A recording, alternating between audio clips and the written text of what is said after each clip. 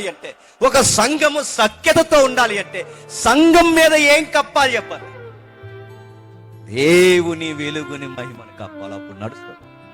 నువ్వు చెట్టు కింద ఉంటావో, పొట్ట కింద పెడతావో, ఎక్కడ పెడతావో, ఆ గోడారిని పెడతావో, నువ్వు సంఘాన్ని ఎక్కడ పెడతావో తెలియదు, కానీ ఎక్కడ పెట్టినా ఆయన వెలుగు కిందే సంఘాన్ని పెట్టాలి.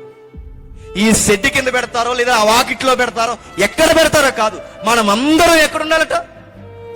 ఆయన వెలుగులో ఉండాలి, ఆయన మహిమలో ఉండాలంటే ఒక సంఘము క్రమముగా నడవాలి అంటే ఒకటి ఆయన వెచ్చింపబడాలి.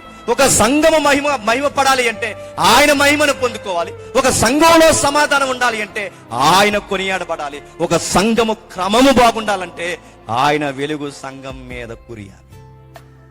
నేను అడుగుతున్నాను, సంఘములో చీకటి వ్యక్తులు, సంఘములో చీకటి కార్యాలు జరుగుతున్నాయంటే ఆ చీకటి తొలగిపోవాలి అంటే దేవుని వెలుగు ప్రకాశించాలి. దేవుని వెలుగు ప్రకాశించాలి. దేవుని వెలుగు ఎప్పుడైతే ప్రకాశిస్తాదో చీకట్లో జరిగే కార్యాలు సొమ్మసిల్లిపోతాయి, చీకట్లో జరిగే కార్యాలు ఆగిపోతాయి.